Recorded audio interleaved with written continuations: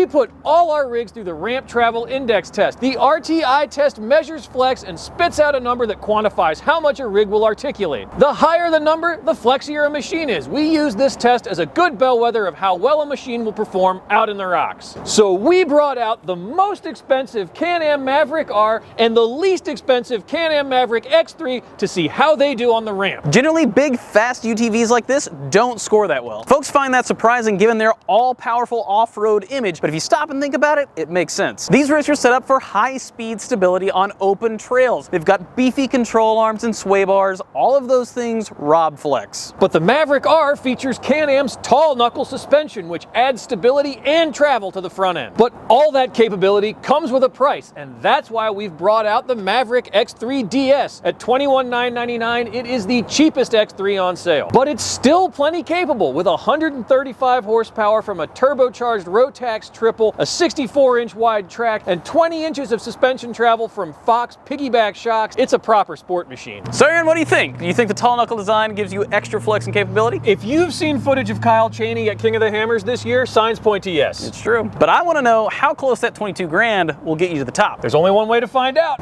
So what do you think? Let us know which one of these things you think is going to come out on top in the comments. So as a reminder, this is the Ramp Travel Index test. You've got a 20-degree ramp. This rig will drive up the ramp until it lifts a wheel. You'll measure from the base to the top. You'll divide that number by the wheelbase, multiply by 1,000. That gives you your score. Aaron, are you ready? I am ready. Let's hit it. All right, Aaron, come to me. Let's do it. Come on, come on. Oh, whoa, whoa. All right, back a little bit, back. Right there. Edge of the ramp. I'm gonna call that 35 inches. So that was 35 inches. The X3 DS has a 102-inch wheelbase. Okay. That shakes out to a 343.14. 343. Zach, what's a good score? Usually, you know, we hope for something north of 400. Okay, this is not that. No. All right, so what's our highest scoring machine? One of our highest scoring machines is the Yamaha RMAX 2. Okay. That's a 706. Okay, but that rig is meant for an entirely different purpose than this one, right? Yeah, it's meant for playing around slow speed stuff off in the sticks. Right, okay. So what I want to know is how well that Maverick R does. How much is it going to beat it by? I can't wait to find out. Let's do it. I'll get my helmet. So odds are the Mav R is going to do considerably better, and it's not just because of that tall knuckle suspension. This thing has 32-inch tires from the factory. The DS only has 30s, and as we have shown before, we got a whole video on it, rolling diameter matters a lot. Aaron, are you ready? I am ready. Hit it.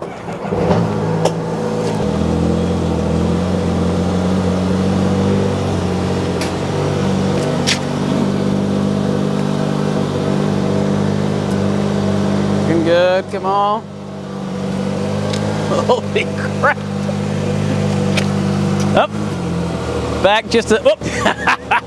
That's pretty good. Holy smokes, dude. It feels spicy. Does it? Yeah.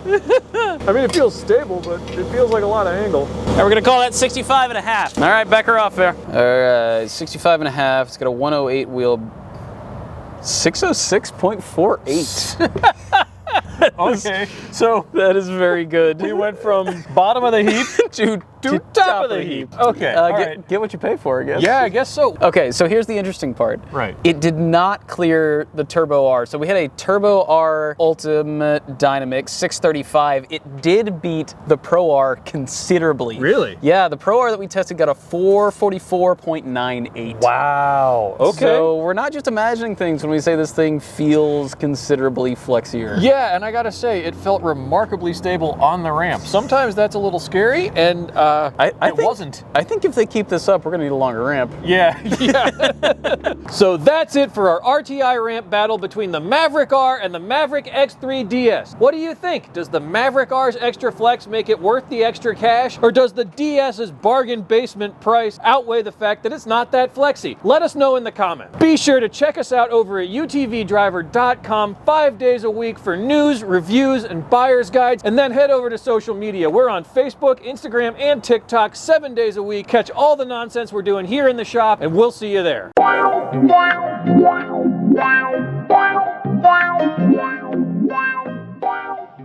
Check it out, PETA. I'm wearing fur. That I killed myself. My hands strangled it. till it was dead. I was naked when I did it. That's why I needed the fur.